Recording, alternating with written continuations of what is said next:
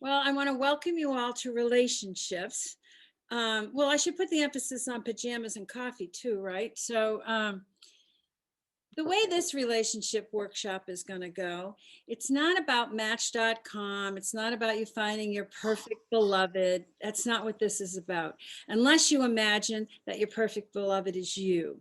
You know, relationships are all that we do as human beings on this planet because we are meant to be social. We're meant to connect with others. We don't survive if we live in isolation, which is a big part of what's gone on for people who have been suffering through COVID alone with so much isolation.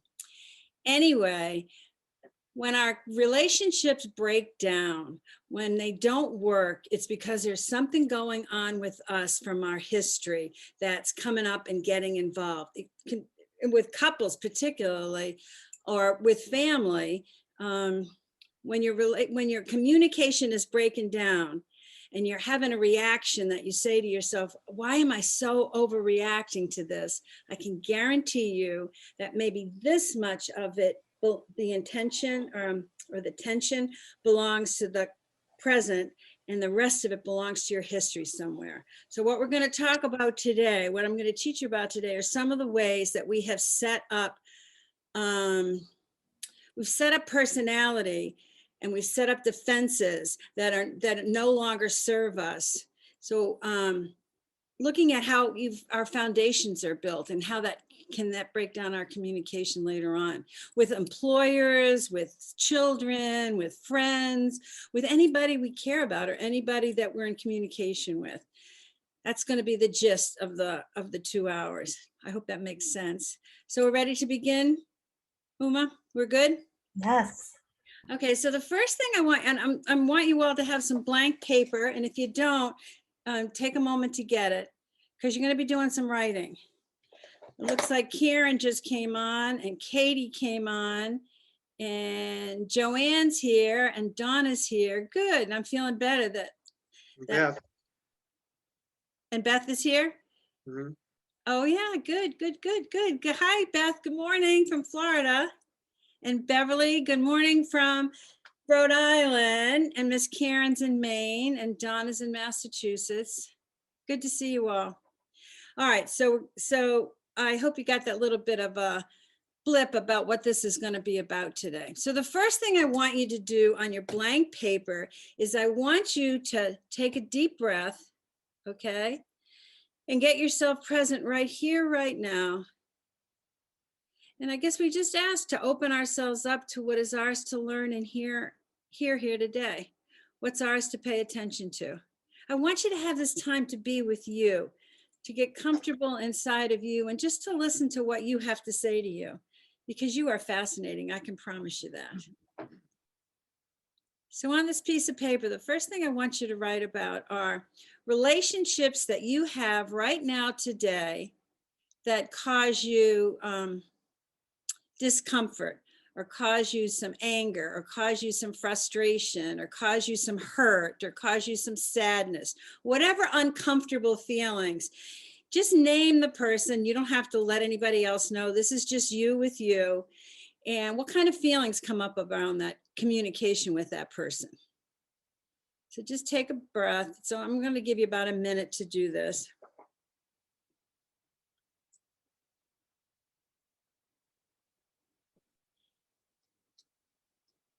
First ones that come to mind, because they're usually right in front of our face. Maybe it's a boss, maybe it's a spouse, maybe it's parts of a spouse, you know, certain issues. Maybe it's our children, neighbors, whatever's coming up for you that causes you discomfort.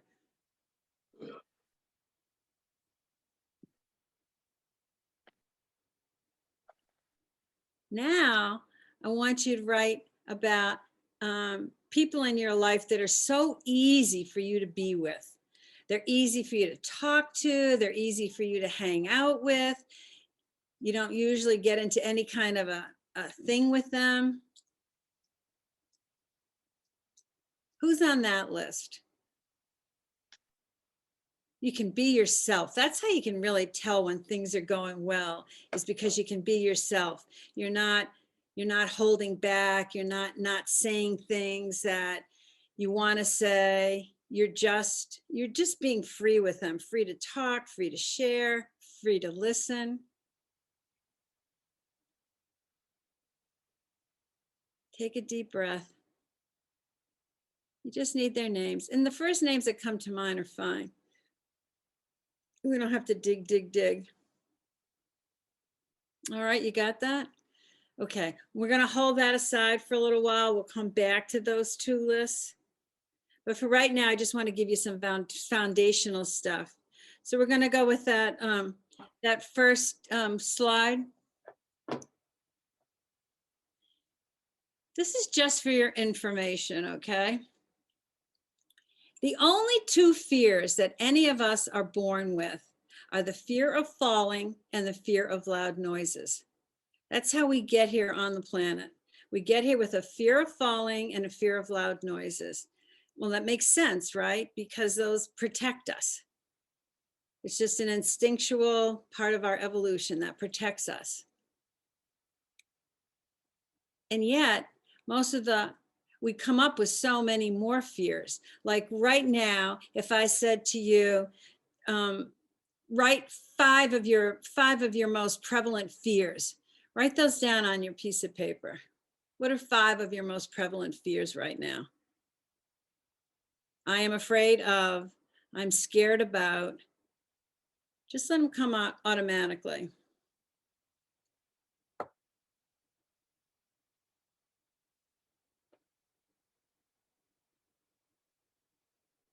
Breathe in when you do it.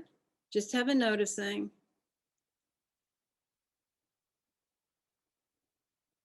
And you're going to recognize that they're a long way from fear of falling and fear of loud noises. Take a deep breath.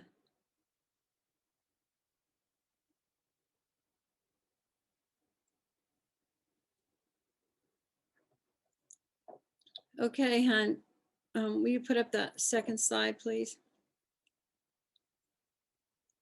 So just do a listening with this one. And any of you who've been on my weekends, you've heard me say this about 1,000 times, but it's so valuable. Every child is born with 5 characteristics.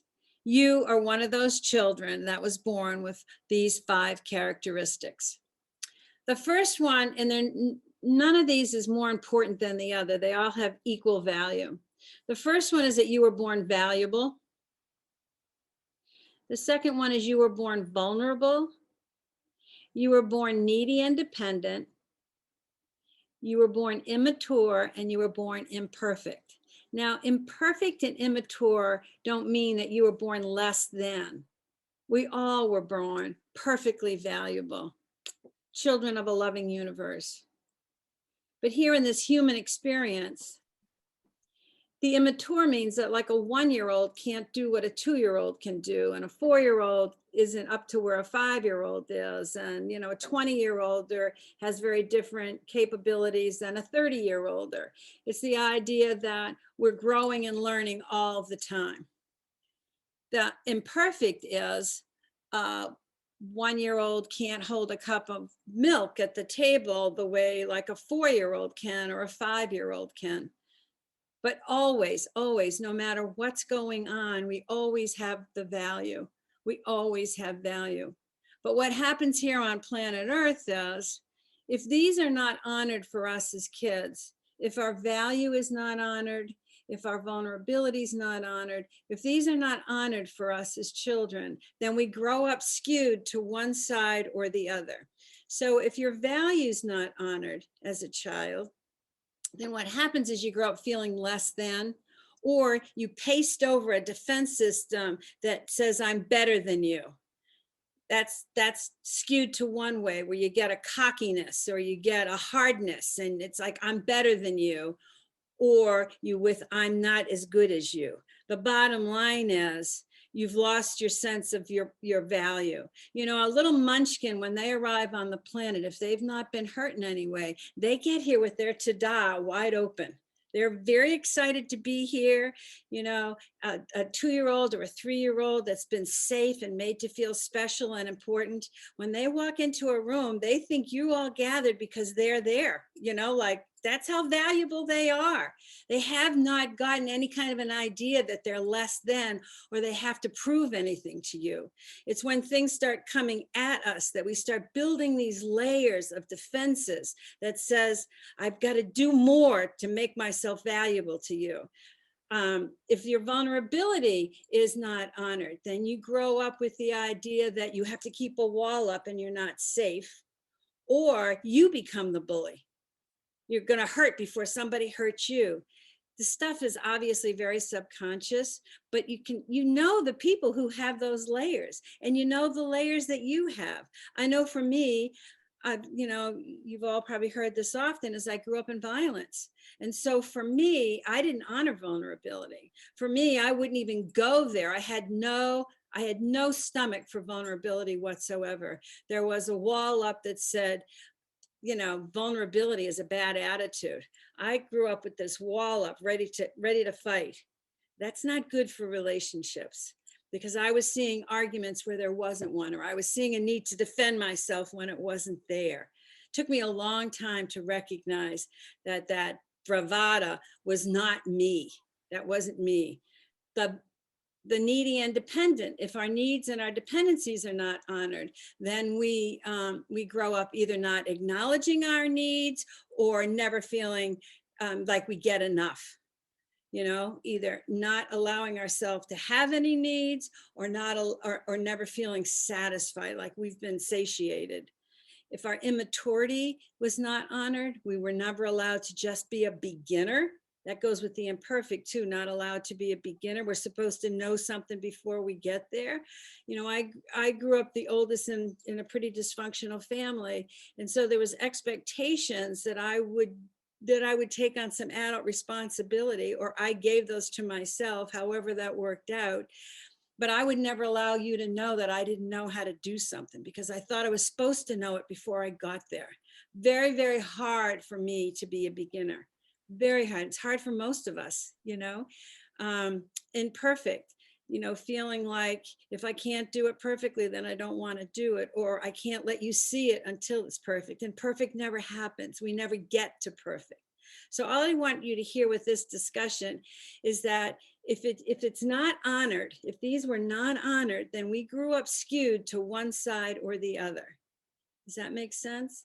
The three things that a child needs are quality time, quality attention, and quality direction. That's how a child knows they have value. That's how a child gets their needs met.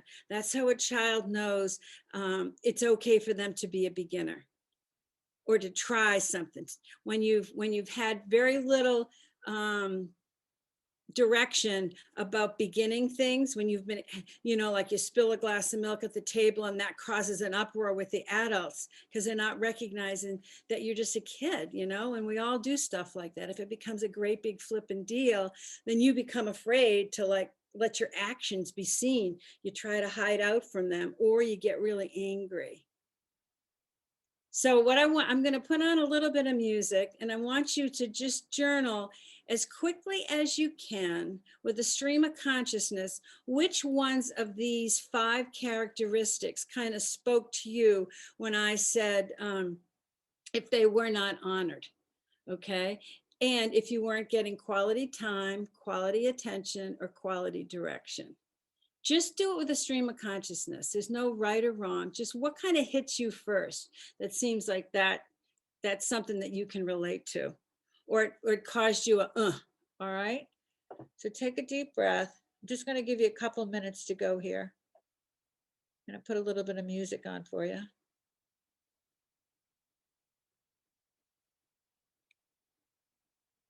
Hopefully I'm going to put a little music on.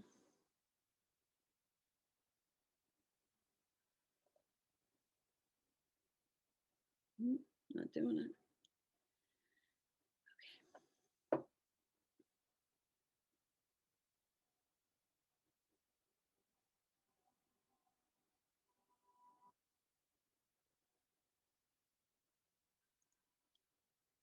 Is it on, Uma?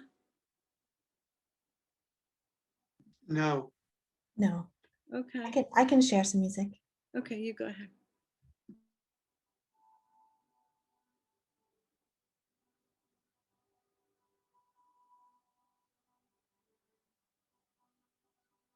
Just look at the first things that come up for you. A scene may come up for you where you recognize how those needs weren't honored, that characteristic wasn't taken care of. Just notice it. Take a deep breath.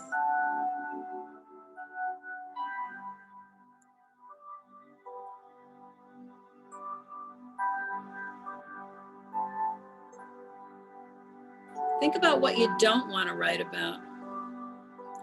That resistance usually says we're poking around a bruise somewhere.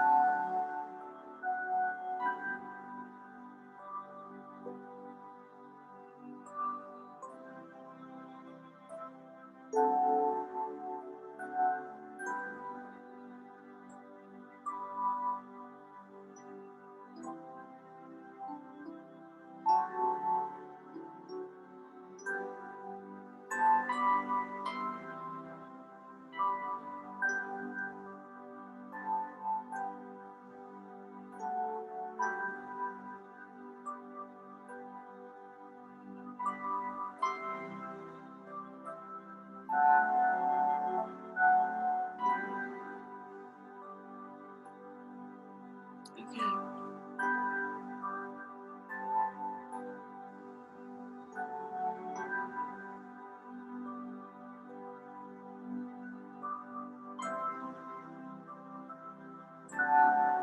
So just take a few more seconds.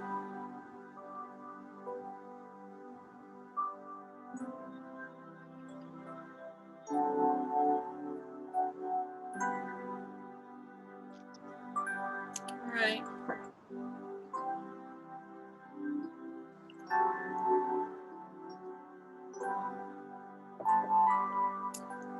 Thanks, Uma. It's actually sharing on your computer, so if you could stop it on. No way. Now we can hear it on mine, but we Yeah, could. it's working. Good job. Oh my God. When can you all come back to my house and we'll do these live? Or if anybody wants to share anything in their in the comments, or you want to share something out loud, remember, if you share it out loud, it will be on the recording that is going to become public eventually. You don't have to use your name.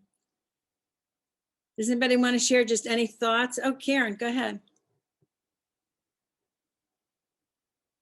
Wait a minute, let Uma put you on. Karen? Hello. Hi, Irene. Hi, sweetie. Hi, Hi, Chris. Hi, David. Hi, everybody. The three that came up, I mean, all of them, but the three that came up, the first one was valued. And so what, I'm not as good as you, or I'm better than you. And I have both. Like, I'm either totally insecure and like I'm not going to be good enough and I'm a piece of shit and why would you want to know? Or, and this is a big one too, I'm better than you. I'm superior. I know more than you. Yada, yada, yada, all that. The other one was I'm not safe. So I've created, alcoholic home, mother that had a lot of anger, all that. So I've created walls of protection, and it comes about in judgment. It comes about in being critical. It comes about in resentment, like big time. I've done so much work on that, but it lives. It's not as bad as it used to be, but it lives. And then I had trouble acknowledging my own needs.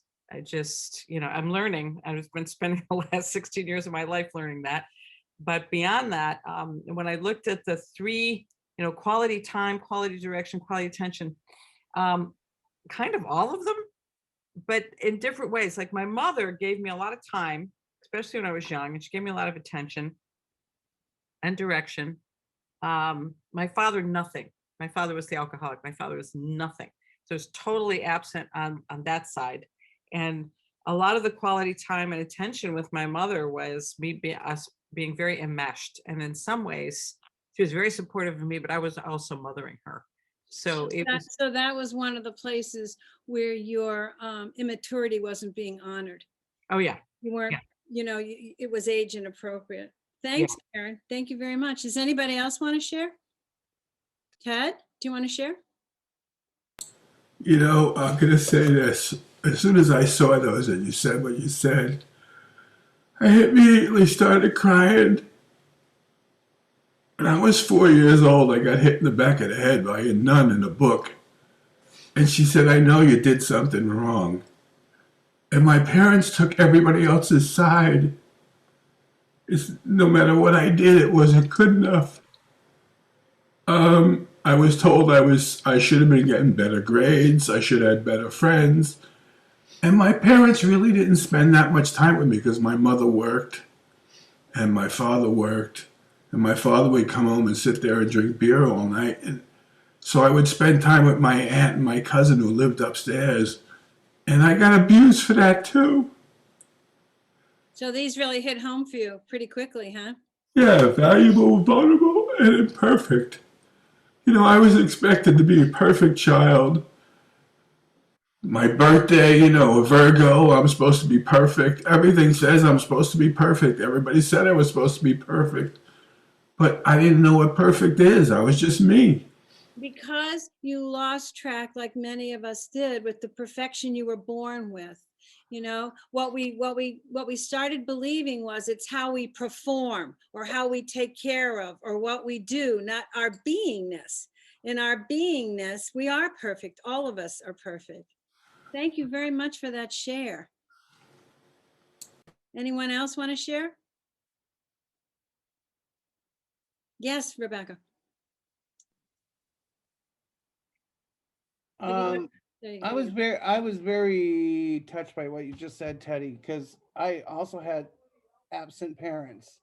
Whether they were, my mother was kind of not there, young mother, 5 children. My father worked all the time, but so that always hit me too, because when they talk about a parent encouraging or loving you, I don't, it's something I learned later in life, probably the last 10 years. My father's been dead since I was 21. So, but my thing was immaturity. And what hit me on that, Irene, is when you said not being allowed to be a beginner. And as the oldest daughter of 5 children, I've never been allowed to ask a question without being ridiculed about it. I should know that already. And that's gone on through my life. I remember being told, what are you, soft in the head? You don't know this stuff, and I know I'm smart, but not being allowed to be a beginner, ask questions. But I'm supposed to know everyone's answers to their questions. And that's a thing that sticks with me. Irene, you probably know this personally with me. But I have embraced the I don't know in the last year and a half. Gotten pretty good at that. I just say, I don't know. I don't know. Because you've moved those old conversations out of your head. Yeah, and they're, And you've come to honor the little you that did the best she could, and she was born perfect. Yes, so that was my thing. Thanks for sharing, Rebecca. Anybody else want to share? Sharon wants to share. Okay, Bonnie, go ahead. Also Sharon. Oh, and you want to share, Uma? Sharon has her hand up. I just Oh, wanted to say Sharon. that. Okay. Go ahead, Bonnie. Well, what I realized when I was writing is I was around 5 years old and my uncles and their family came, and my mother said to my uncle immediately, don't believe anything Bonnie says. She's a liar. And that was because my father had been abusing me since infancy, and I must have spoke up about it. And they didn't like that I was speaking out, and they couldn't shut me up. So that changed my whole life. I mean, I had a lot of problems before that, obviously, but that changed my whole life and I spent the rest of my life them saying, no, that's not true. You're not right. I just had a miserable childhood. giving yourself that critique inside, like you can't be right. You must have made that up. You're not seeing this correctly. So Right. not trusting yourself. No, I knew I was right, but I knew they were putting me down. So in time later on, I just never spoke. I wouldn't say much Okay. because she took each child and taught them to hate each other. So she could be the matriarch. So there's a So lot of pain around that. very much so. Because I have two of my siblings died, and my older brothers have never seen my 29-year-old daughter. So a lot of pain, a lot of separation. Yeah, I've accepted it though. Thank Took you. a long time. Thank you for sharing that. Thank Sharon, you. did you want to share something, hon? Okay, well, the things that came up for me right away was the valued, vulnerability, definitely. I never feel secure, no one I can count on. My mother was emotionally unavailable, and physically at times, by not even talking for a weeks at a time. She would never tell me why. I never understood. And my stepfather was a violent rageaholic, and I had to be hypervigilant 24/7.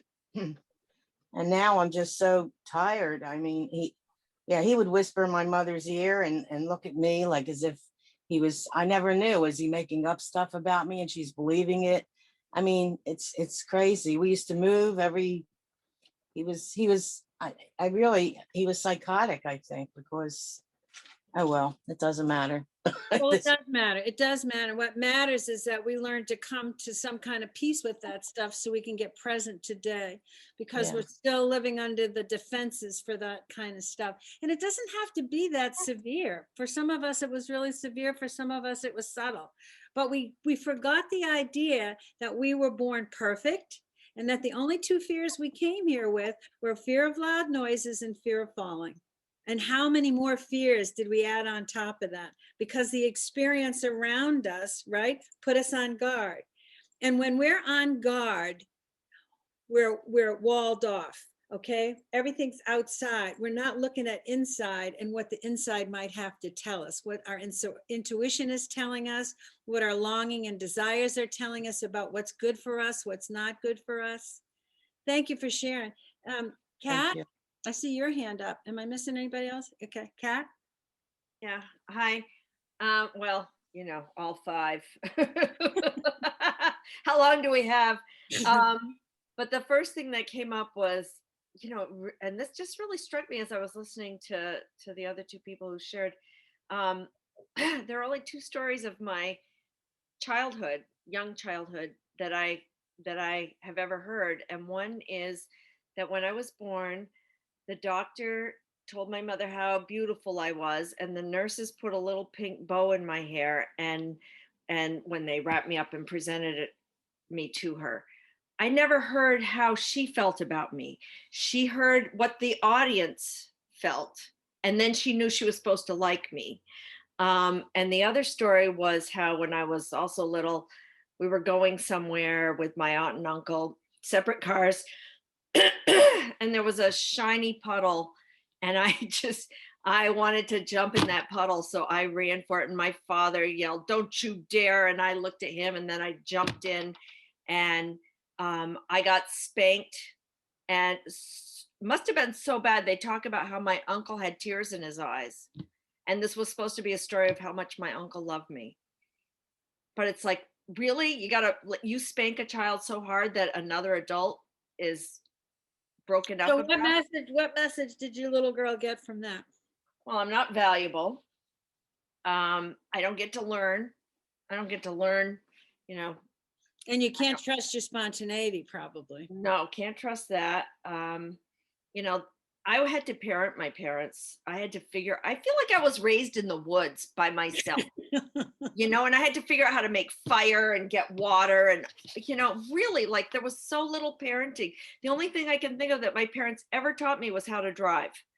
I would ask my mother to teach me how to cook, and the next thing I know, I'm washing dishes and setting the table, but I don't know how to make actual food go on the plates. It's just, she refused. It was just and I cannot be imperfect.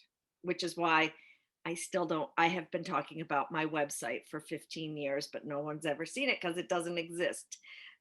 Because that would be a proof of how good I am at my own stuff. You can have, Well, before it would be proof of how good you are at your own stuff, it would be exposure. It puts you out there. yeah, And we for don't want that. you, being exposed feels very risky. And I bet you there are others who can, that whole business of that imperfect, Right. and in all the management or how to entrepreneur kind of courses I take, one of the first things they say is just get going. Take know, and I just can't. get going. And if you've been taught that to be exposed is scary by your experience, then you hang out back here, and it costs us a lot. And every time I've ever gone like ta-da and defied that, I have felt the arrows coming back. And so it just keeps proving that it's not safe. Well, let me speak to that, and thank you for sharing. When we have these messages, these old messages that it's not safe, I can't be exposed, and we've developed those because we're trying to keep ourselves safe, okay, rather than just be who we are. It becomes much more important about safety, and it's much more than loud noises and falling, right? What happens is we're looking for evidence to prove that we're right. Like, see, I couldn't trust him, or I can't do that. Oh, look, like with my first book that I put out there, there was like 168 people on Goodreads that had something nice to say about it. But you know what I went looking for? I went looking for who had a problem with it. I wasn't reading oh, I loved it, that really spoke to me. I'm going down the thing looking for the ones and what was their problem? What could I have made different? What could I have fixed? It's like we keep going looking for proof of how we can keep ourselves safe rather than just be with the good stuff that is. And we all do it. They say that in Landmark, that the number one thing we do is look for familiar before we look for anything else. And if these were the old patterns and defense systems that we came up with, that's what we're comfortable with. And what happens in relationship is when it feels like we're being challenged by somebody, then we default back to that old stuff. When David and I first got together, one of the things that he really liked about me was my big energy, and and I was, because he came from a lot of depression in his family, and I had this big energy. And what I loved about him was that he was very, very gentle, because I came from violence, and he wasn't going to be violent. But what Harville Hendrix says, like in relationships, and it doesn't matter whether it's spouses or good friends or whatever, we usually are attracted to something that we're not allowing for ourselves. Like I was attracted to his gentleness because I wouldn't allow myself my gentleness. That was a scary place for me to go. He was attracted to my big energy, but that was a scary place for him to go, because that made, when people had big energy in his family, they went to psych wards, particularly his mom. So in my family, if somebody was vulnerable, they got hurt because there was violence there. But we're attracted to that because healthy, in those 5 characteristics I gave you, healthy is right down the middle. Just enough sense of value without feeling cocky, just enough needs and dependency without being clingy or not letting anybody help you. Just enough honoring our own immaturity that we allow ourselves to try things and to risk, but not put ourselves on the edge of the bridge and jumping off kind of thing. Health is right down the middle. And health in relationships is usually somewhere between the two. And the thing about, think about the people on your list that you wrote down and you said you feel really good with them, really comfortable with them. They allow you to just be. You feel safe to just be who you are. And in our difficult relationships, we feel challenged. And usually what's going on is, whenever you're feeling like you're overreacting to something, I promise you that only a cupful of your reaction belongs to what's happening in the present, and the rest is your history speaking up to you somewhere. So it's like when the little kid in you starts driving the bus. And in the relationships with the people we love the most, like our children, our adult children, people that we really care about or that feel really important to us, like our bosses, authority figures, whatever, when there's a lot of intensity, I guarantee you there is something from childhood coming up. And what can be done with that is that we can start to go back to that little one and have some compassion. And if you even just recognize that this stuff is coming out of our history, you have a way to like just get yourself present with the here and now. So with David and I, as we grew into our marriage, my big energy started to feel threatening to him, and he would just withdraw, because in his family you just got invisible, you just went someplace and hid. And for me, his softness, his gentleness would make me crazy, because I feel like he was putting himself at risk for whatever the situation might be. So I'd be like, you know, a steamroller trying to get him to change, and he'd be covering for me, feeling me a threat, and I didn't understand why he saw me as a threat. Does this make sense? Because it was my history it was his history coming up and my history coming up. And in our relationships where things are not working, that's what's going on. So one example, go ahead, Dave. I just, I'm David and I'm related to Irene. I just had an incident I would like to share with my dad. When I finally had enough of myself and studied enough psychology to know what were the pivotal questions to ask, I finally did ask my dad. I was the youngest of 3. I said, Dad, was I a planned child? And he said, no. Well, let me explain. He said, before you were born, I wouldn't have given a plug nickel for you. And after you were born, I wouldn't have given you up for $1 million. Now, you got to understand that another good question to ask yourself is, what was going on in your parents' world at the time of your birth? And when I looked at that question, I said, who in the hell would ever want to have a child in the midst of what was going on in their world? So that gave me the courage to ask the question, and I already intuitively knew the answer. And I was very happy that my dad was honest about that. So it just validated what my own intuition already knew. And I've always encouraged in my practice people to ask their parents, if they're still living, some of those kinds of questions, and see what you get. Thanks, Henry. And what I see about what you just said too, David, is whether we were planned, you know, I was supposedly I was a product of a date rape, but obviously my soul needed to be here. You know, my story is my story, you know, and if I keep waiting for everybody else to be excited that I arrived, it could be a very long wait. And I was treated valuably. You know, my mom named me after her mother who died, but there was a big caveat with it. It was, I was supposed to bring her all the joy that losing her mother cost her, you know? And so there was a responsibility that came with that. My Irene, what would I do without her? So the whole thing was responsibility as soon as I got here. Well, at some point, I have to take responsibility for my life, for my being, to remember the value of me. My soul came with some stuff to do here. And the more comfortable I've gotten with that, it's one of the things I like the most about being the age I am, that I like who I am.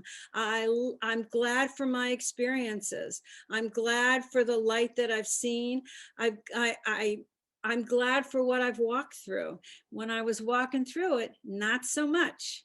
And it's not that it's a piece of cake being 75, because you know that this human experience doesn't have a long time left.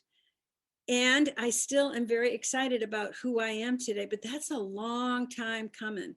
And it doesn't have to be that long. My prayer and my my whole mission for other people is that you find out how valuable you are right here, right now, not with a lot of bravado, not with a lot of I'm better than, but I'm okay. I'm real okay, just the way I am. And those old stories don't have to define the script of my future. And I think the way we stop them from defining the script for our future is we find some love and compassion for ourselves. But one of the things you have to do on the way to that is you have to let go of that you ever could have had the childhood that you might have wanted or longed for or felt that you needed. You have to be willing to grieve it, to know that it was what it was. It wasn't maybe what you wanted. And you matter and you count no matter what it was. And that's sad. That's really hard for the young part of us. So lots of times with our partners, our spouses, our mates, the important people in our life, like our adult children, is we're trying to get them to fill those holes that are there. We want them to, prove I'm a really great mother by living a pain-free life, being really happy and we're really close or whatever. Let's not have any problems, because if we have a problem, then it's not as good as I want it to be. Does that make any sense? Bev, are you willing to speak? You don't have to if you don't want your voice recorded. Can you nod, Bev? Are you willing to share? Just put a thumbs up or a thumbs down. Okay, I'd love to hear what you have to say. Is she on? Yep, she's on now. Go ahead. Okay. I am. You want me to share? Yes, if you'd like.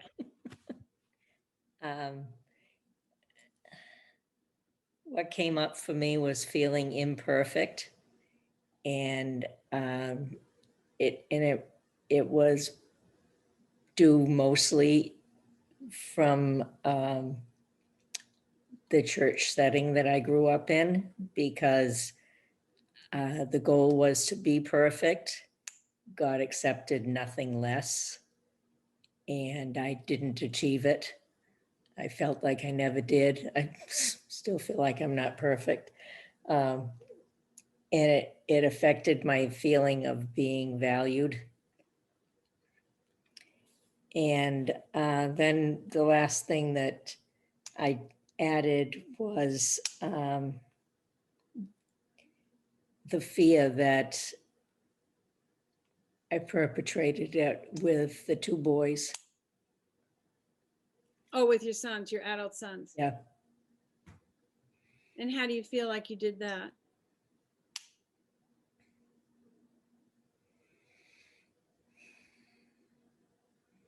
I don't know. It was just the fear that I had that I put them through the same thing.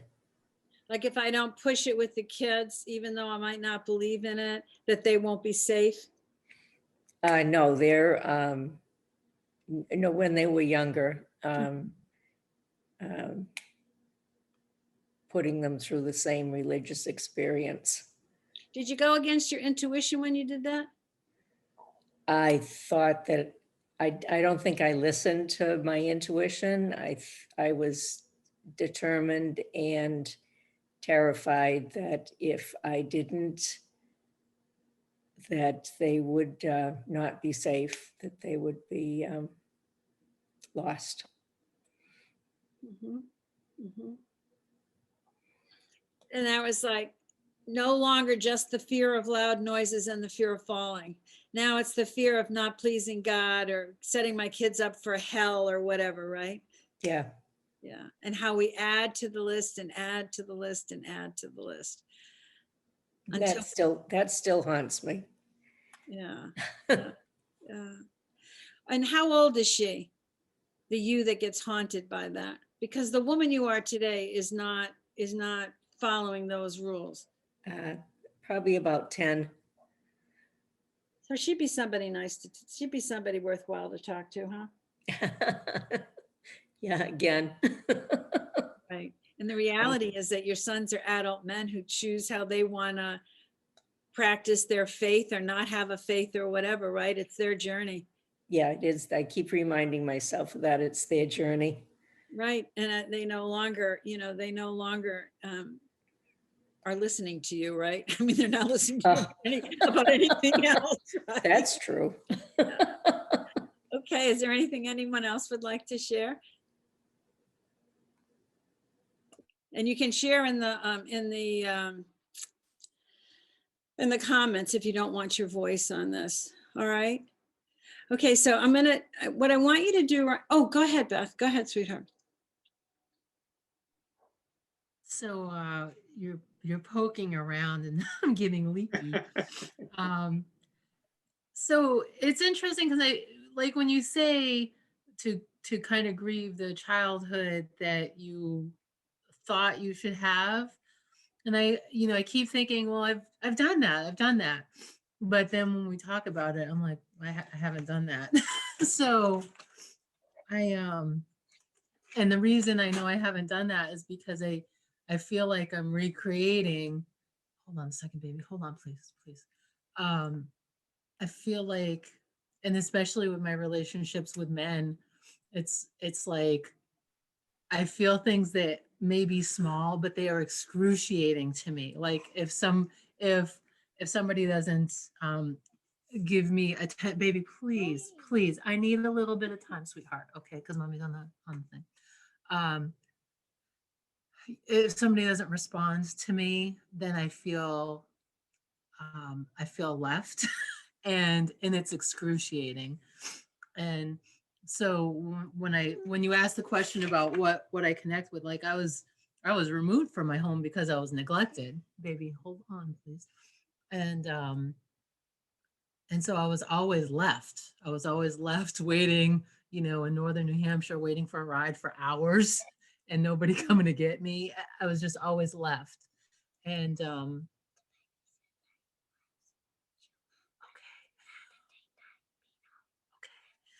so it really is striking a nerve because I'm experiencing the same thing on a lesser scale. I'm not being left in 30 degrees below in a snowstorm for hours, but it feels the same. Okay, so I want to 40 tell years you, later. it's a really good point. Okay, sweetie. So when you said, I feel, I thought I felt this before, but I feel it again or whatever, right? I've done this. So healing looks like this. I don't know, is this dark enough? Can you see it? You can see it. Okay, so it's moving forward. And what's inside this circle may have been some old stuff that you had experienced once, but now you're experiencing it again. But what you're experiencing is a much deeper understanding of what it's all about. You're having a much more full body experience with it. That's why it's feeling so excruciating to you. You're coming to yourself with some compassion. You're recognizing that it's not just about what's going on, but there's some history in this. And it's always moving forward. That we want the healing to look like this. Oh, shoot. We want the healing to look like a straight line. I'll get another pen when we break. And we want to just kind of correct it, like click it off. But it's never a straight line. It's organic, but it's moving forward. That's how the healing looks. Like there are lots of times you can be in an argument with your kids, especially your adult children or a spouse or a partner, and you feel like, God, we've been down this road before. Why are we here again? It's because it's not staying the same unless it's something like alcoholism and the person's still drinking again and again and again. That is a repetition. But if you have done things to change and grown, then it's moving, but there's deeper stuff that needs to be looked at to be healed. The thing about the abandonment is that feeling that you're feeling like my arm is healthy, and if I bang on my arm, it's no big deal. But if I have a burn or a blister on my arm and you even lean in this direction, I'll be flipping out. You don't even have to touch it and it will be excruciating. And that's what goes on inside of us. We have emotional blisters inside. So maybe somebody like a date you might have is only 10 minutes late or 15 minutes late or whatever, but it's feeling like, here we go again, right? It's because it's a blister inside of you that's being scratched. And so the way through this is to sit with it. That feeling of like it's excruciating. It doesn't mean you do a cupcake. It doesn't mean you have a beer. It doesn't mean you start screaming. It just means you have to sit with it. And that lots of times that's what journaling I think is very, very helpful. But the more we try to escape it, the more it blisters inside. It doesn't heal. It heals when we bring it up into the light. Does that make sense, Beth? Yep. Yeah, okay. Was there someone else? Did I miss a hand? Okay, so I'm gonna give you I'm gonna give you a little bit of time, and I'm gonna let Uma put the music on because I'm not gonna fool around with this computer that doesn't want to play with me today. And I want you to just journal a little bit about just any thoughts that are coming up for you right now. It can be, it could be like resistance, like, oh my God, she's not shutting her mouth, or, this is bullshit, or, oh my God, this is too hard for me to look at, or, oh, that reminds me of, whatever is coming up for you, just kind of let it flush on out in your writing. I'm going to give you about 3 minutes, okay? Notice the resistance too. If there's resistance, let the resistance talk. Okay, Uma, so we have a little bit of music, huh? Yeah, 1 second. And keep the pen moving.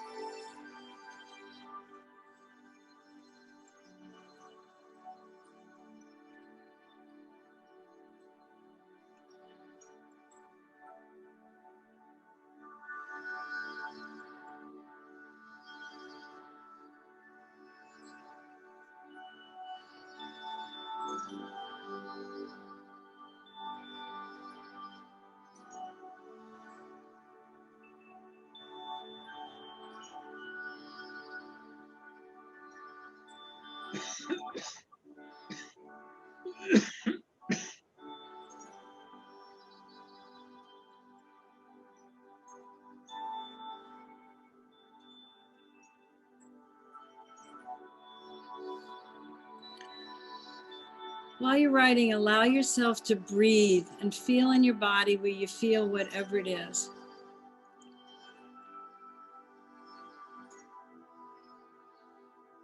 Just have a noticing.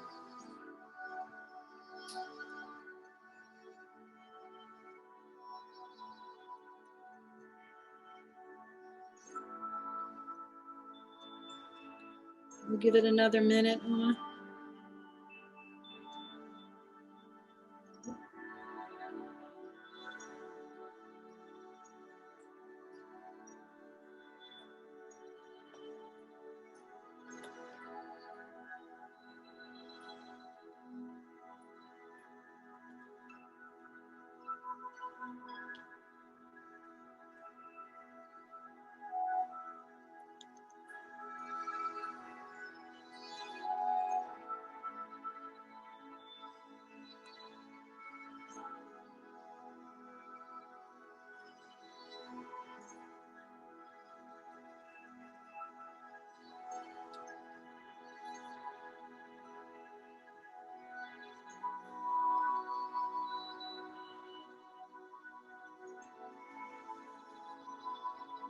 That's about a minute if you want to stop sharing your music.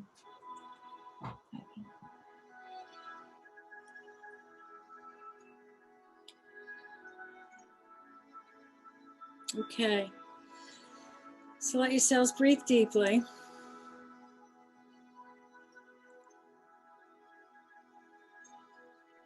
Is there anybody who has like just a minute of something that they want to feel heard about? You know, is there anything you want to say or share? Kim.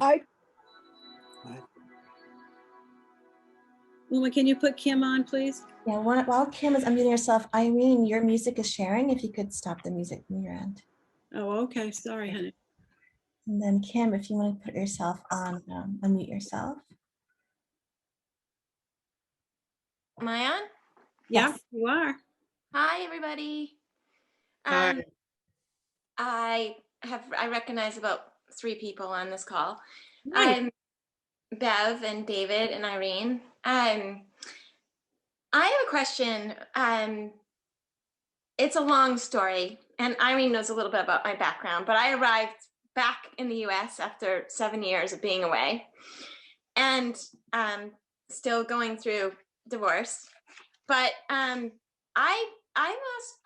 confused a little bit about birth order and birth order of your reactions with your siblings and all this between parents and history. And I'm struggling right now with my older brother, who's 6 years older than I am.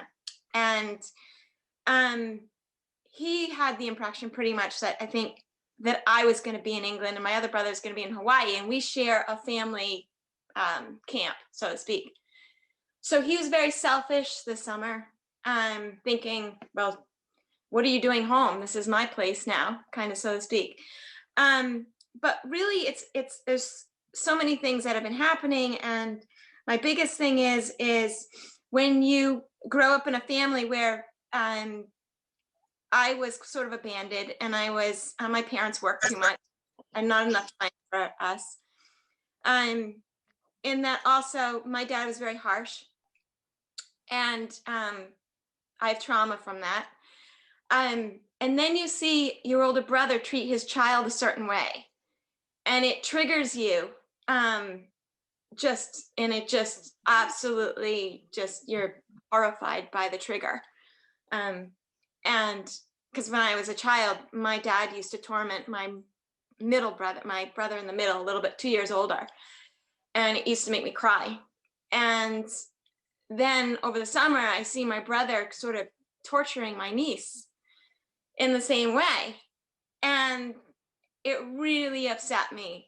And it really upset me of his jealousy of me being back and him having to share this other camp and him being kind of mean and possessive of space. So it's really caused an issue, and we're not talking now. We're not communicating. And I basically had to step away to protect myself from this trigger point. And I've been thinking about birth order and how we've all been in this family together, all 3 of us, and we all have our traumas from our childhood. And you look at yourself and you say, well, where do I fit in? What's wrong with me, and how am I contributing versus what he's been through in the same family? And you wonder how much of yourself is wrong versus how much he is wrong. So I basically have been, writing about that. In a quandary. So, so 2 things. The next thing that I'm going to go into is going to be about how we got our roles in the family. Okay. So yeah, it's a great segue. The other thing is, just on a practical level, I want you to start using the word I instead of you. Okay. When you go, you talked about you like you were somewhere on the other side of the room. All right. And that helps push stuff away from you so that you don't feel it. Okay. So when you say to me, I had to pull myself away because I was so triggered, I think you had to pull yourself away initially so you could just see what belonged to you. you know, which is a really good plan. What belongs to me, and what can I, you know, what's possible. Like there was probably a part of you that wanted to protect your niece if you felt she needed protection, and that's a really sticky thing.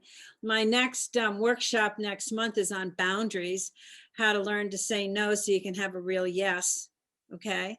But that's all a part of it. You know, when the history is in there slopping all over everything, it's your first thing, and it always reminds me of the serenity prayer. God, grant me the serenity to accept the things I cannot change, others, the courage to change the things that I can, me, and the wisdom to know the difference. And that's always a moving kind of goalpost.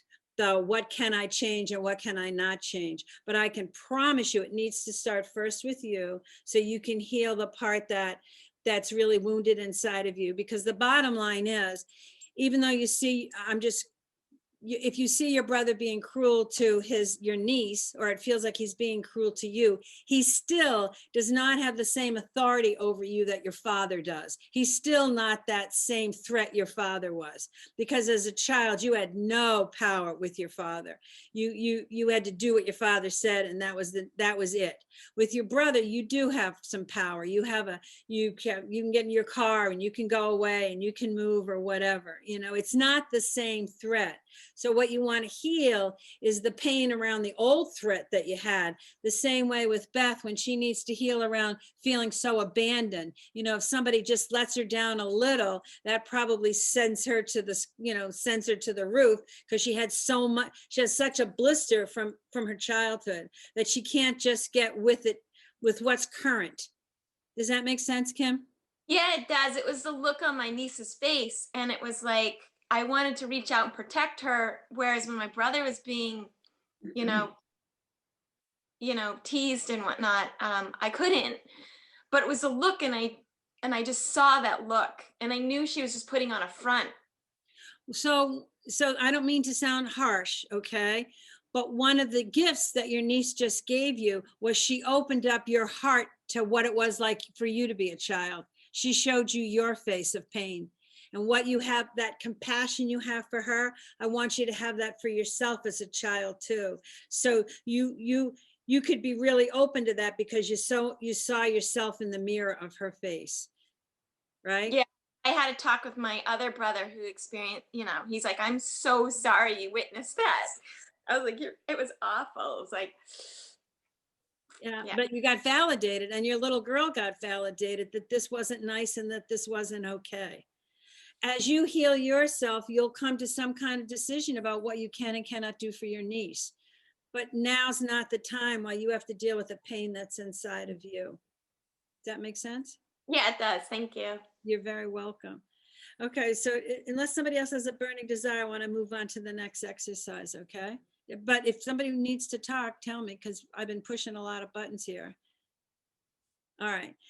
So what I want you to do now is on your paper, I want you to make a stick figure drawing of everyone in your original family, whatever that was, if you were raised by grandparents.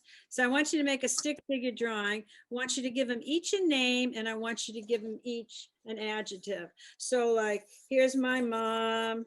I can put needy, I guess, for my mom. And then my dad, absent, not there. If I was drawing this carefully, I probably would have put him way over here because he was never there. He left when I was 3, all right? But so I just mean literally stick figure drawings of who was in your family. And make sure you include yourself, and to give you, do you think that my music is playing? Yes, it is. Okay.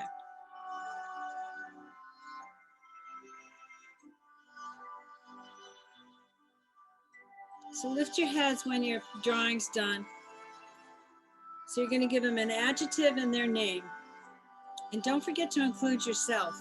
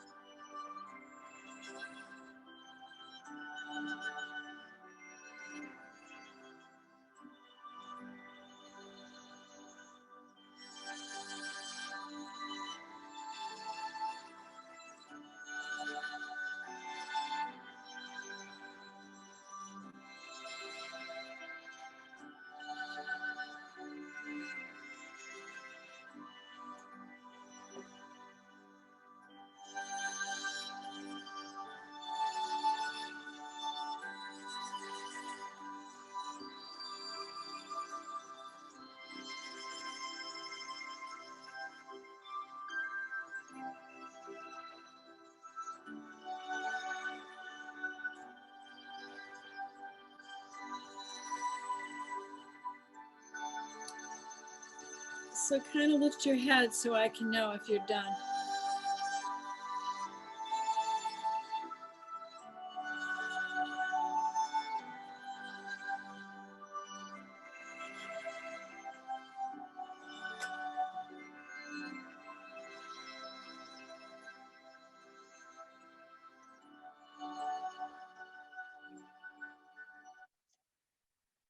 Okay. So what I want you to write on the bottom of that or somewhere on your paper is, and the first thought that comes to mind when I say to you, a long-standing hurt for you when you look at that picture. What's a long-standing hurt for you? What's the first sentence that comes to mind? Or maybe it might be, I longed for, rather than a long-standing hurt. I longed for. What did you long for?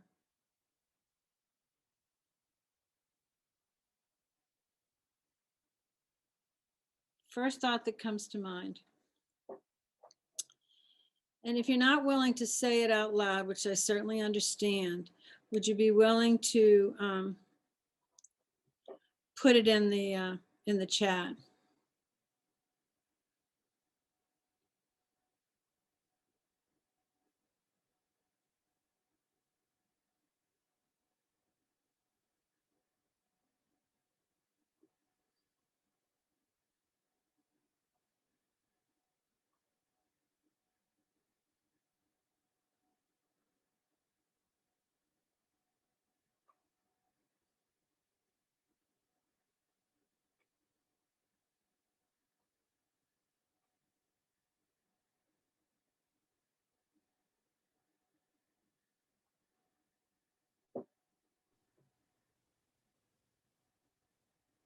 All right, so is anybody willing to share out loud their longstanding hurt? I see all these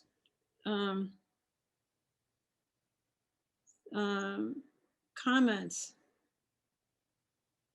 in the chat. Oh, anybody willing to say it out loud? Karen, you are? Just read it, what it is. I longed for love and connection. We were all so separate and lonely. Thank you. Anyone else willing to share out loud? Yes, Teddy. You know, I tried to draw stick figures. I could only come up with one, my son. And I realized, I guess I longed for a family that I recognized as a family. I don't even know who my family is at this point. Wow, that's a big hole. Thank you. Thank you. Anyone else willing to share? Because your sharing may help somebody else see what they're longing for. Cynthia? I wrote, I just long for closeness, to feel close to that. Thanks. Thanks, honey. Beth?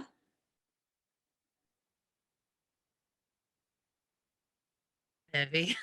I wrote a long-standing hurt is when I tried to kill my stepfather, and my mom just stood there.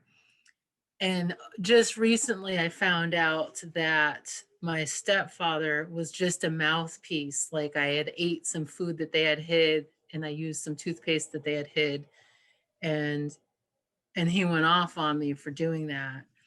And when my mom came to visit 2 years ago, and she went off on her companion for using toothpaste, I realized that it was in fact my mom.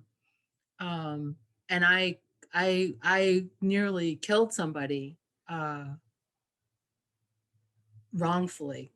and it hurt that like my mom, she just stood there like she wanted me to do that. And So I long for, can you put it in a couple of words? I long for. To be safe and loved and protected. Say it again, I didn't hear you. To be safe and loved and protected. To be safe and loved and protected. Write that down. I long to be safe and loved and protected. Kat, did you want to say something? Did I see your hand? Yeah. I longed for somebody on my team so badly that I offered to save my allowance, which was probably a quarter, and pay for them to adopt a sister for me. Because my parents were a team, my brothers were a team. There was no team cat, Kathy, I was back then, and always felt alone in my family. So I longed for someone on my team. I long for someone on my team who has my back. Is that familiar today? Yeah, still. Yeah. Anyone else want to share? Are they in the comments? It's really helpful to hear what you guys have to say. Rebecca? Well, I wrote down, I longed for, and I'm not saying this like meanly. I've dealt with this on my own too. I always said, when like when you know how to do it, you do it better. So, and I just don't think my mom ever really knew. And Right. I longed for hugs, love, and encouragement. I knew I was loved because I was taken care of. But the encouragement part, and to tell me I'm good enough. I'm sure there's a lot of women here in this age group. I'm 61, almost 62, graduated high school in 1977. That's when they finally let girls have sports in school. We weren't really encouraged that you were supposed to go to college and do, not like, the girls are now. So it was kind of one of those things that I didn't know what I was supposed to do.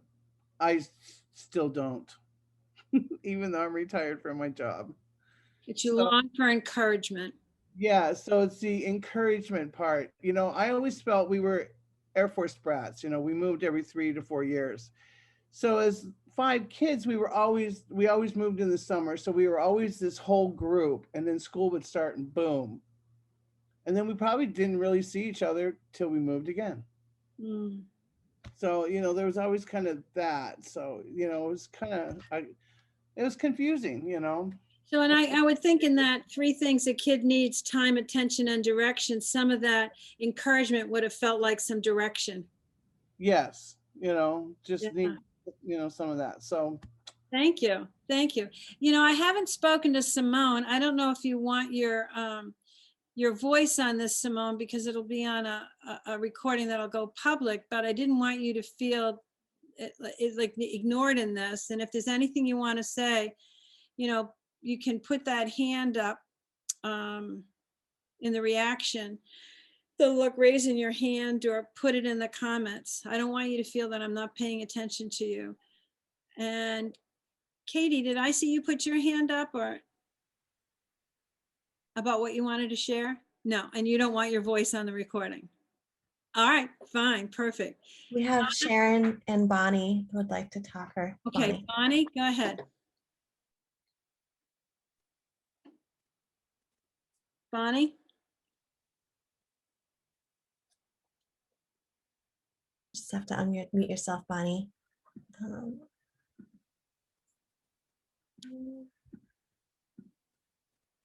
Yeah, it looks like you're still muted. I'm also trying to unmute you from my end. You just have to say yes. It should say host is asking you to unmute. Oh, thank you, thank you, thank you. Can you hear me now? Yes, honey, we can. Irene, can you see me? Because I just have a blank. Okay. No, I can't. Your camera's off. Oh, okay. I longed to be loved, but I didn't know it was love I was looking for because I never experienced it in my family. It was, survival of the fittest. And I really wanted to be heard. I was never heard. And that was whatever I shared before, whatever I said was just poo-poo. Also I wanted comfort, which these are things I didn't know I needed because I didn't get them. Sure. And safety. I needed a lot of safety. And those things would have made you feel safe. Oh my gosh, yes. And I'd like to share on that last one. I had a major revelation. Oh, good. I resent when people are late. I still do. big time. And I realized it's because while I'm waiting, I'm feeling abandoned. Sure. You know, so it gave me a whole new, and that people are better than me because they wait for them to start the show.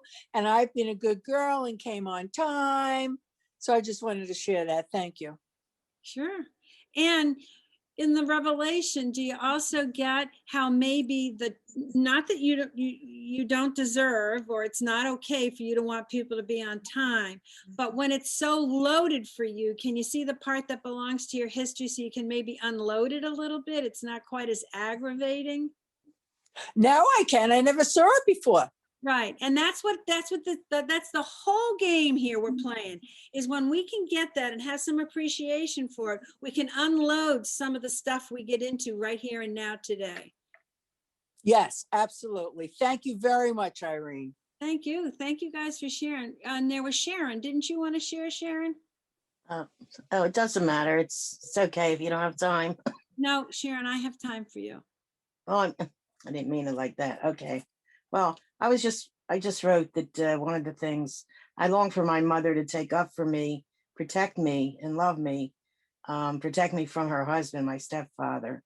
And the lady that just, well, we're not allowed to do that. Okay. Yeah, you can do that. Bonnie just spoke. Oh, Bonnie. Okay. Yeah, that really, wow, that hit me right on the noggin there. That really, because the same thing with me, and I never realized it, that I was really resentful when people were late. I don't know why. I don't know where that comes from, and also the idea that people are better than me because everybody's waiting for them. What am I, chopped liver?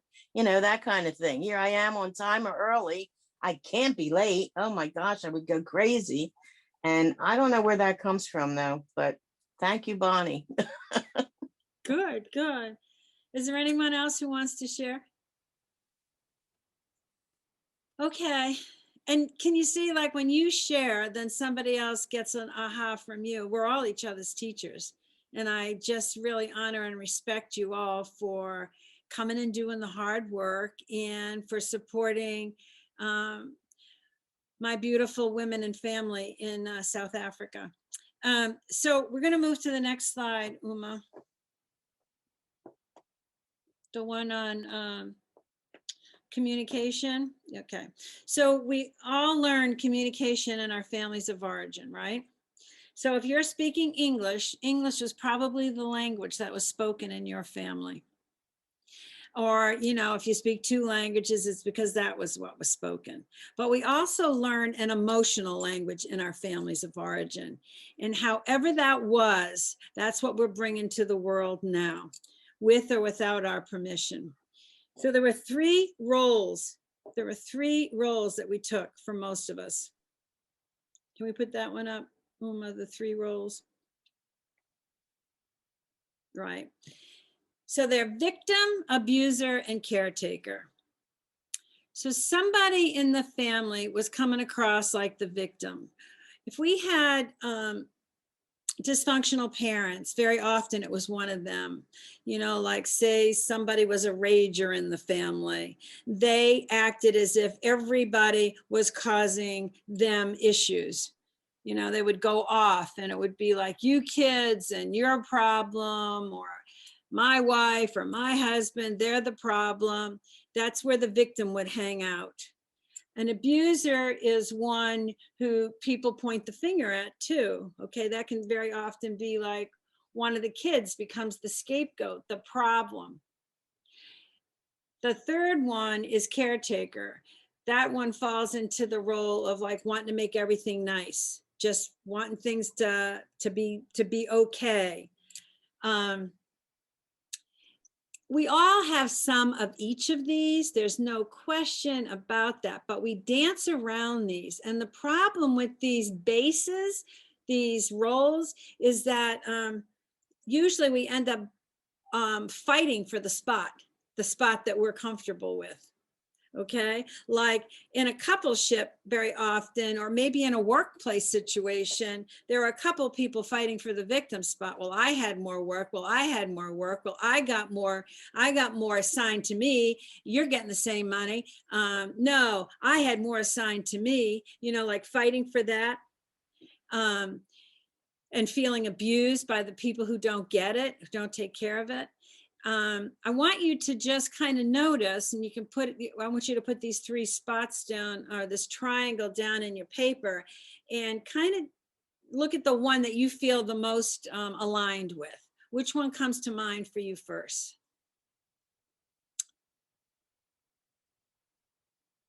Do you see it right away?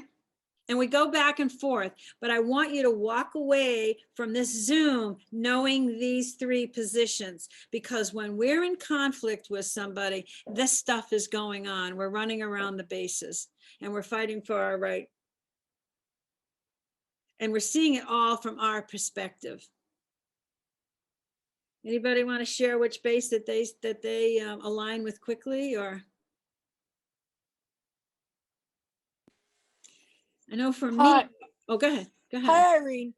I was an abuser. I bullied people because that was the only way that I felt I had power. And power made you feel like you had safety. Yes.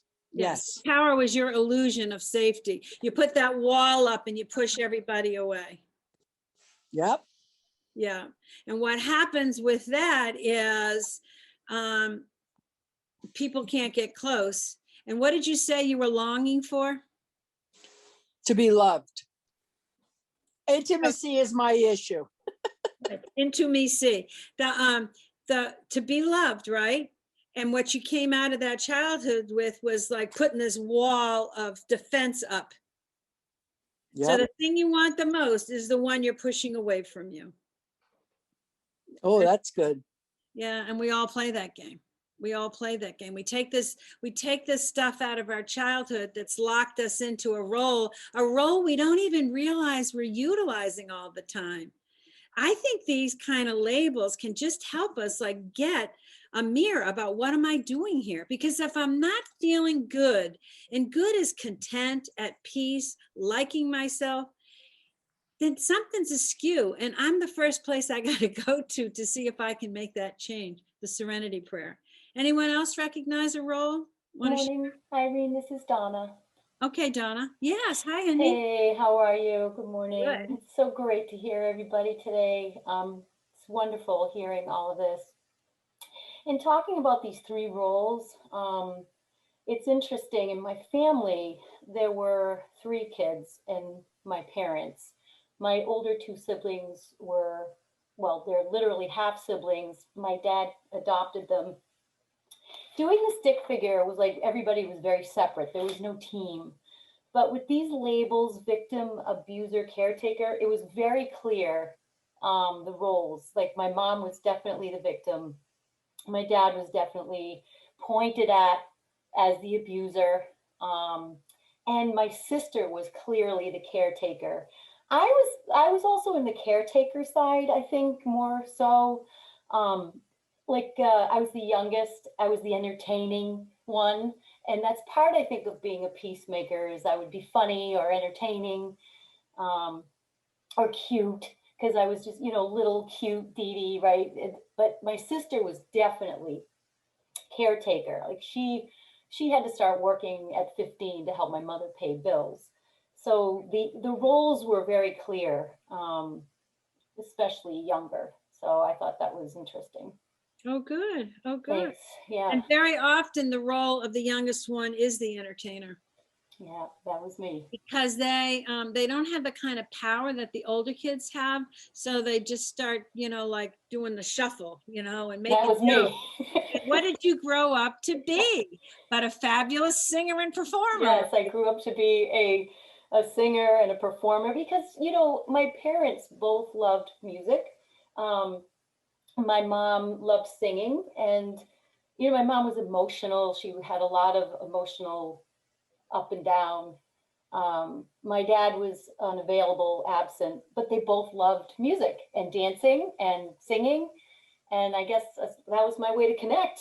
So, And yeah, you're very good at it. thank And you. then you became a therapist. Yes, I did. I get it. I totally. Yes, it works out perfectly. Thank you. Thanks for sharing, hon. Rebecca?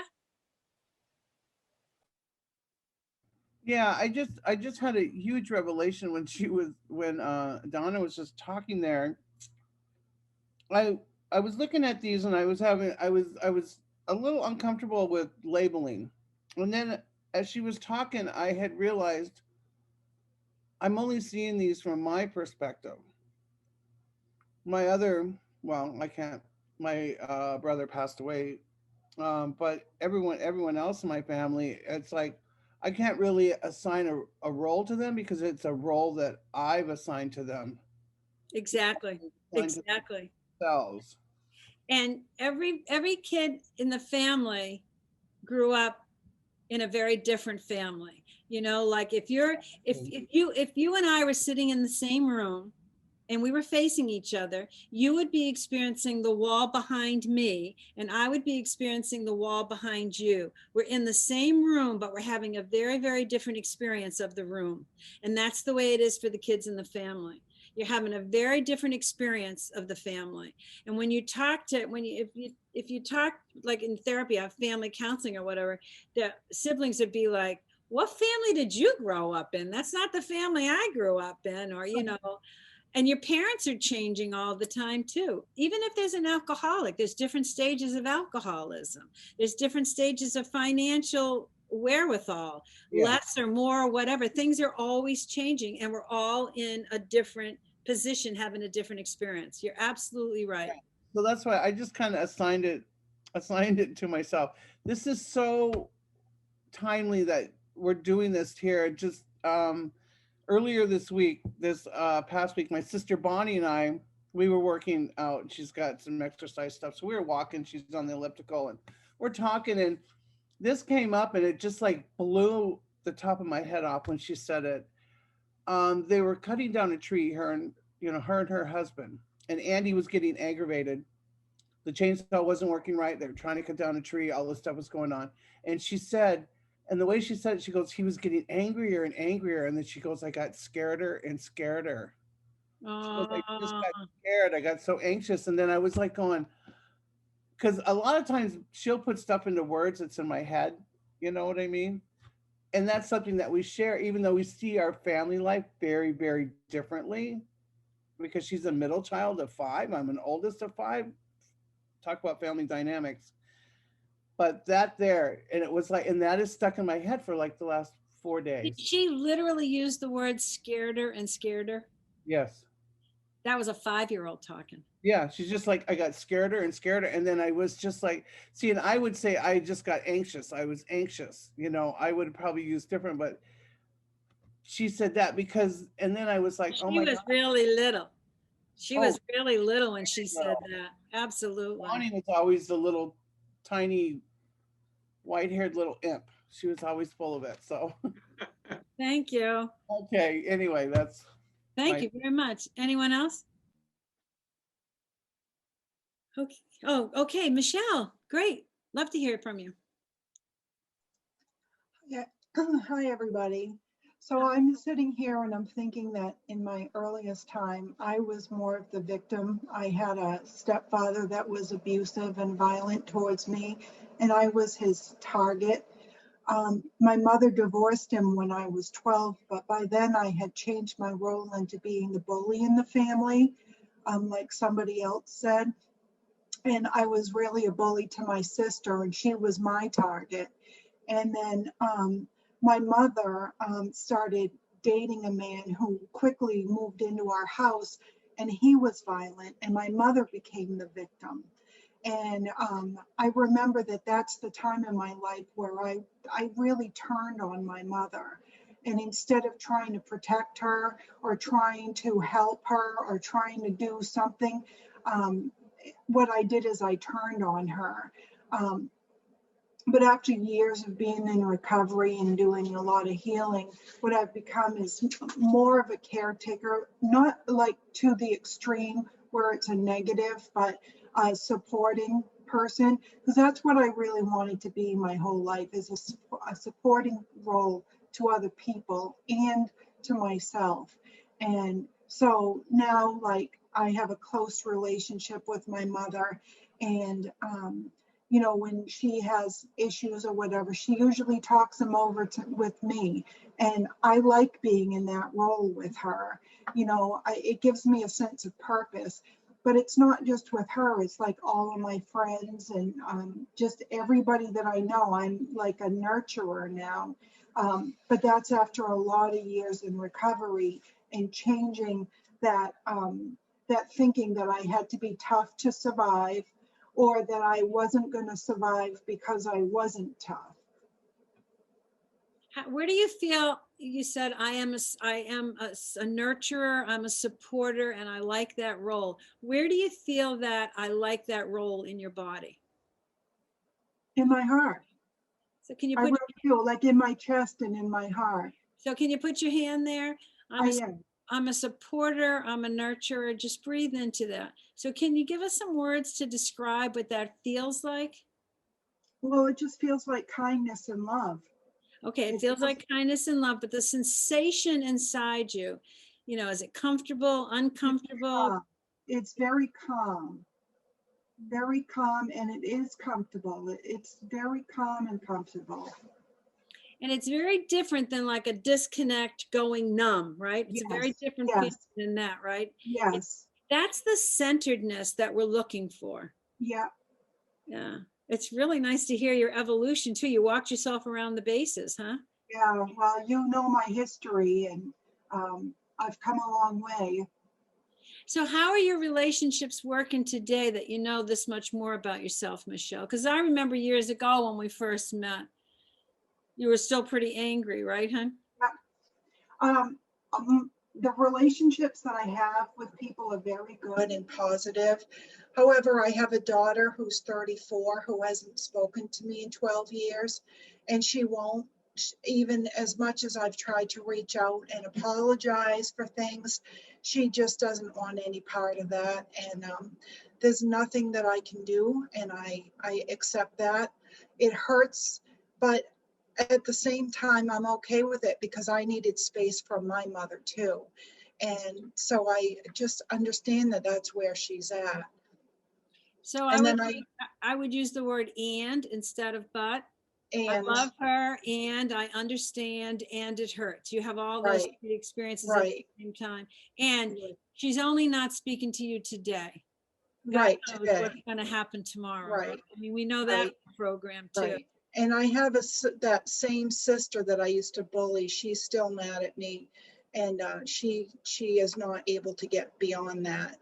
And you know, if you said my name to her, she would say the word bully.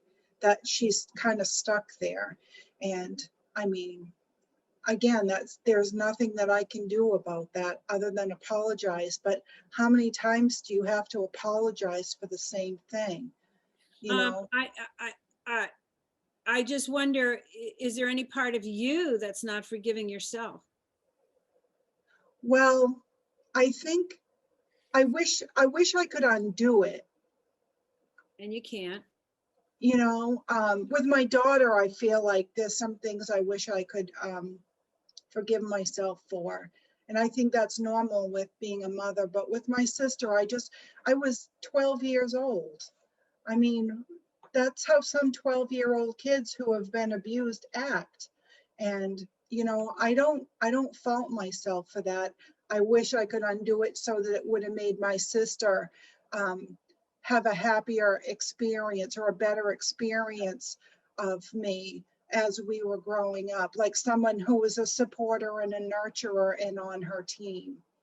So I would encourage you to write a letter to your 12-year-old self, write a letter to your young mother who made mistakes with your daughter, and write it from this nurturer that you are right now.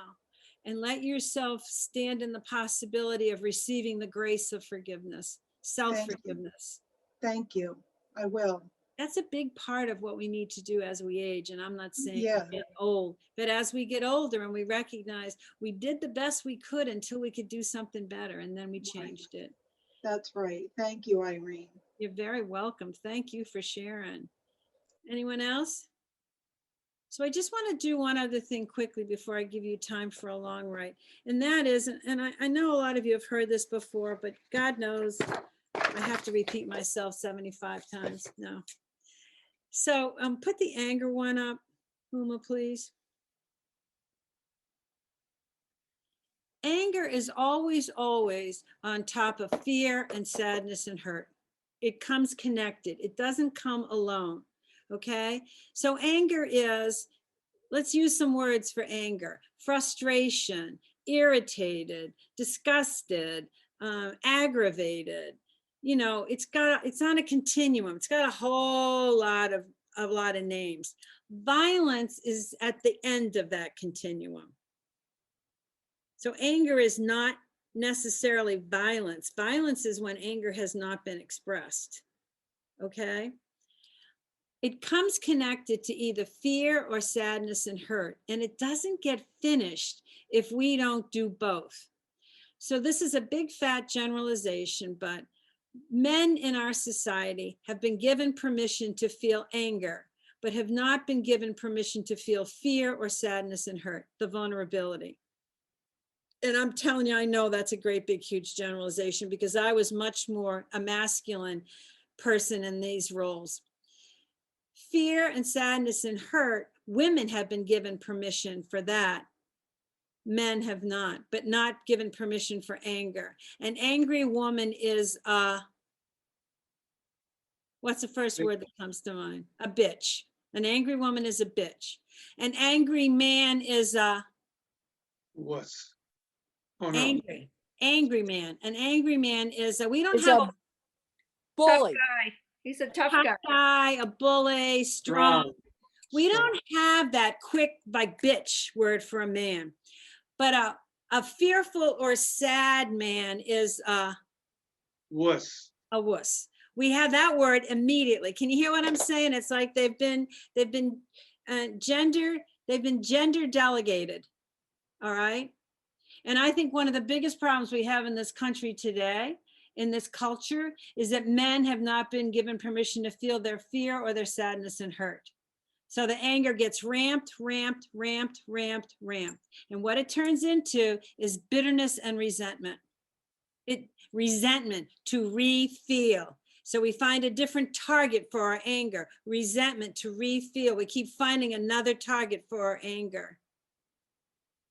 The fear and sadness and hurt for women, and they haven't given themselves permission to feel the anger that goes with it, because maybe you grew up in violence, you were afraid of it. Maybe you're afraid of alienating people because you're a real codependent or caregiver. You know, you don't want to rock the boat.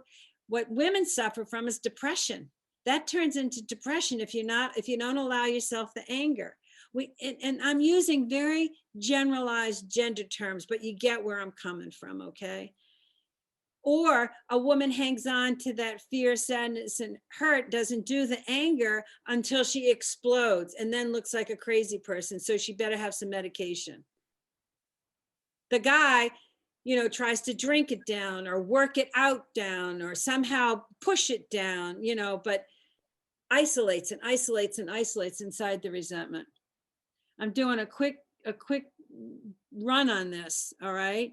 But it's important that we do both so that they're finished.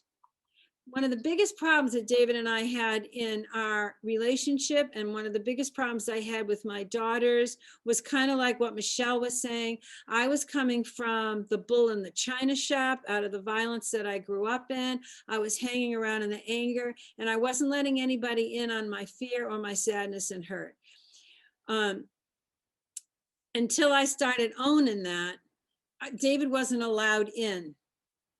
He was being held on the outside. I mean, we've been together 50 years this summer. So, we've been up and down and around all of this stuff. And then we write books about it and we do workshops on it. So we've been playing in this game forever. But the difference between maybe our relationship and someone else's relationship that hasn't done this much work is we get in and out of it much faster than we ever used to.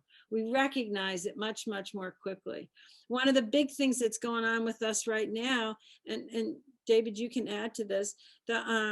He's 76, I'm 75, and we're looking at, and we just were with some friends who have lost, we had 2 friends lose their adult children this 2 weeks ago. And we were with them at different settings, and we're all the same age. And we were talking about how hard it is to look into the future, where you're probably only looking at maybe 10, 15 years at the most. You know, it's hard to be in this time in your life. So it's hard, like growing old together. It's wonderful in a lot of ways, and it's difficult in others. And I was being really bitchy to David over the past like year, because he's had some health issues. And I'm like, you didn't take your nap. You didn't take your nap. If you don't take your nap, blah, blah, blah. You didn't take your medication, or blah, blah, blah. Just be on him and just be bitching. And I'd walk away from it and feel awful until I sat with it and realized I know what's going on. He's showing me the face of aging, and it's right smack in my face. And it's scaring the crap out of me. As much as I believe in an afterlife, as much as I have a spiritual program, as much as I believe things are going to be okay, it's scary as hell. And it's scary as hell. It's scary as hell to have this kind of vulnerability that's like up around your throat.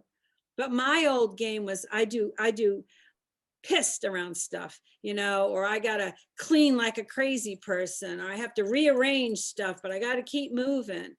Because it was always so hard for me to sit with the vulnerability.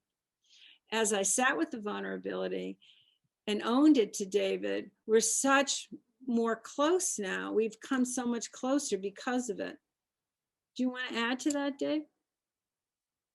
Well, I was going to say that I can remember that when I start to see in you the physical, you know, your knees bothering you, or the arthritis or whatever, and see you walk a little differently. You know, that's just a recognition of where we are in our life. We're in the stage of learning how to grow older. And all the things that I used to think about old people when I was younger, that they can't remember, that they do this, they, you know, I observed it in my parents and my grandparents. It's like, hey, we're there. We're there now. So it calls on us to have compassion for ourselves and recognizing that this is the stage that we're in. And it's interesting because as old as we are, we're experiencing newness. You know, it's a new kind of adventure. And if you don't let it just get you down, it's like you can hold your hand out and look at it and say, whoa, how are we going to navigate this new area that we haven't traversed before? And it doesn't have to be such a downer. Thanks, hon. I'll leave it at that. So the biggie about any kind of transition, and you guys aren't as old as us, but you're in transition. Everybody's always in some kind of transition. Uma and Chris are in a whole new state, you know, in brand new careers, bought their house for the first time, you know, like we're all transitioning, and transitioning causes us, for all this stuff that was from our childhoods, or all of our default defenses start bubbling to the surface. So what I wanted you to walk away with from today is to be able to just kind of label it and kind of right size it, not ignore it. I had to sit with the fear and journal about the fear and look at it, you know, and own it. Like, we don't have as much time in front of us as we used to. And it's reality. It just is. Okay. And as I owned it, had some tears about it, you know, told David where I was coming from, we're able to like move to a new place. Okay, now what do you want for lunch? You know, it's like, all right, now we can move on. But as long as we ignore it, that blister stays until somebody lances it. You know, it stays, and until it's brought into the light, it doesn't heal. So you each have a place in your life that's changing, that's scary, that's exciting, that's fun, that's whatever. But it's always going to bring up the stuff from your childhood. It just does. And you can either like appreciate, forgive yourself, honor yourself, and know that you came perfect to this planet. Perfect. And perfect wasn't what you could do. It's your beingness. Your beingness is the light of life. Your beingness is the light of love. It doesn't have anything to do with how many sit-ups you do at the gym or how much money you earn. It has nothing to do with your doing. It's all about your being. Joanne, you wanted to say something? Love to hear from you. I just have a question about I'm probably going backwards here, but when you were talking about writing a letter to yourself, forgiving yourself for stuff, like for me, I feel like my biggest regret as a mother is staying in a shitty ass marriage for so long and just reliving like what I did, like what I watched my mom do, like put up with bullshit forever. And I've tried to approach that with my kids and be like, I'm really sorry that, and they don't want to hear it. And I really want them to hear it. I really want them to acknowledge that, yeah, that's what you did. And, maybe they're not as fucked up as I am, but. Because maybe you feel that, maybe you feel, Joanne, that the only way you can be forgiven if they say, Mom, I forgive you.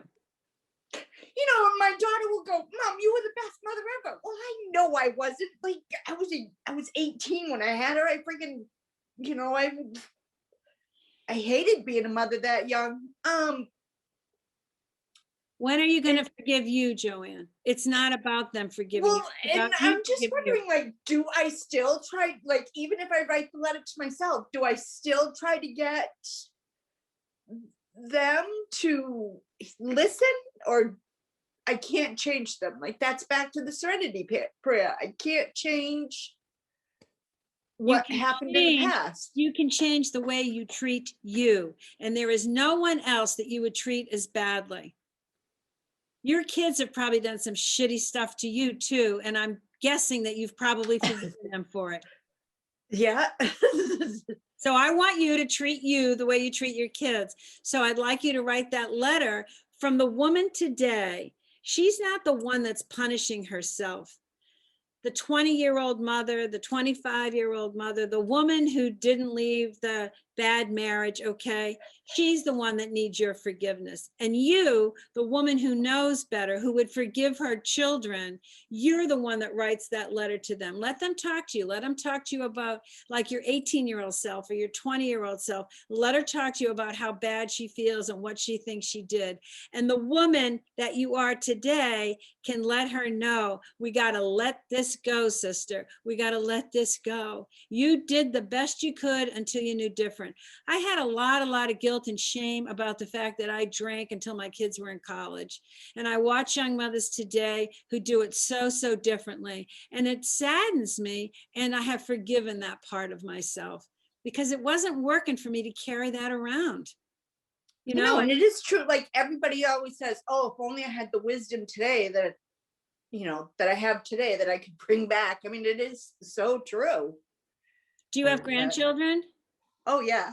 Yeah. They are the grace. They are the grace because we can show up for them in a way we never imagined showing up for our kids. Yeah. I mean, and that was one of the things is that, I grew up in a family where nobody said, I love you or whatever. And I always felt uncomfortable doing that with my kids. But now, I mean, I will tell them I love them, but I can see like my son back off like, whoa, whoa, whoa. Those are words we don't usually say to each other, But I mean, and I still tell him like every time I'm leaving, like, I love you.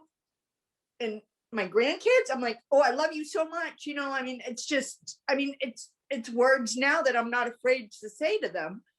Okay, so I want you to try this. I want you to say, I love and approve of myself and breathe it in. Say it out loud. I love and approve of myself. And breathe in as deep as you can. Can it go past? It's a lie. It's uncomfortable too. It doesn't look like it's going any further than the bottom of your neck. Right. I love and approve of myself. I love and approve of myself. Breathe in. The first time I did that, I thought I'd vomit. It was like, oh, kumbaya, what the hell, right? But I want you to know that that will clean the sludge out that's in you if you allow yourself to just do it. Instead of the writing, then just do, I love and approve of myself. Breathe in. Come back to the place that you were when you were born to this planet, the loving light that you were, because Okay. it's still there, honey. And you know Thank what? you. It's still there. You can see it with your grandchildren. They light up when they're around you, right? Oh my God. Yeah, and I do too. Like, Yeah, because they're and giving I feel like this pandemic has brought, like, because you can't have the physical touch, like that's brought a lot of that back. Like you just can't. I mean, I would snuggle those grandkids and and now I can't even touch them. you want to eat their faces. Thank you. I told them I was going to. Thank you so much for sharing. Kat, we'll finish with you, sweetie. I just wanted to add to what you were saying. Denise Duffield Thomas, I think you could maybe Google it. She teaches EFT, which is tapping. And so it's what you said, Irene, and you keep saying it over and over again as you tap on the different points, but you start with, even though blah, fill in the blank, even though my kids don't like me, I deeply and completely love and appreciate myself. And you just have to keep tapping it, and you do it until it loses its charge for you. Right on, right That on. falls under Thank take you. my advice. I'm not using it. So I'd like you guys to we're just going to give you like just a couple of minutes to kind of wrap up with yourself. So one of the most important things that we do in relationship, besides caring about ourselves and getting current, so that when we're in the conversation, we're in the discussion, we're current in today, okay, is to listen. Because most of the time we're not listening. We're getting ready to answer. We're getting ready to say what we want to say. We're getting ready to be heard. We're working on, just the listening. And the best listening starts with you listening to yourself. Starts with you listening to what is it that your gut, your heart is telling you. The words that can help are I long for. That opens up your heart big time. The head is always the last one to join this. The head is where the ego is, and that's the spinning, spinning, spinning, spinning, spinning. So I would like you to just, for 1 minute, okay, let the pen move, write to you, just hear what you are saying to you right now. Whatever it is, it doesn't have to be sentences, it doesn't have to make sense. Just hear what's going on inside you right now. Like, oh, I'm ready for lunch, or okay, I'm glad this is over, or I didn't get to be heard, or whatever. Just let that blah, blah, blah, blah, blah, blah come on out and listen to you.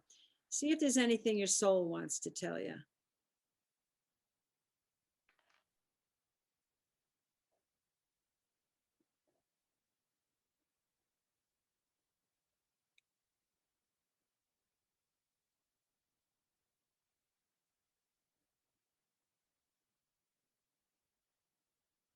Breathe while you do it.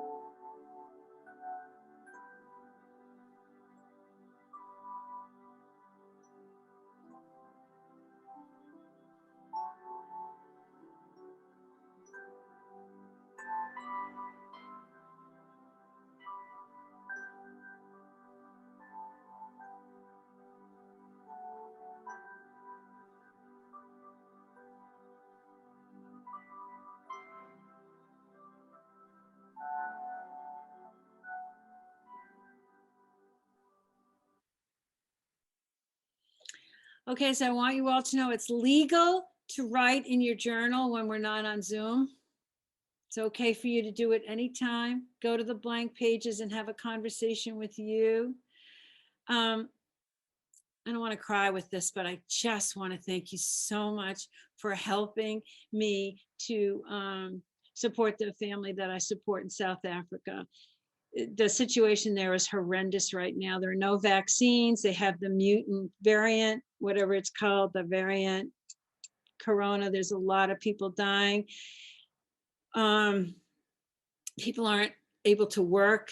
There's 28% unemployment. There's no help from the government. You know, the food prices are crazy high because of the supply chain problems and the government. So I want you to literally know that every penny, except for the money that MoneyGram charges me to send them the money, has been used for food, for diapers, for deodorant, for electricity. You know, I mean, it literally has gone to protect and care for this one particular family that I'm working with. So I thank you so, so much. And the next time you get a flyer from me, feel free to send it to your friends. Our next workshop is on April, what's the date, Uma, the 28th? April 25th. April 25th, and it's on boundaries. All right. An ending statement. Okay, let me just say the name. Yeah, you can do. 1 second. It's boundaries. It's learning to say no so you can have a real yes. Okay, go ahead, Dee.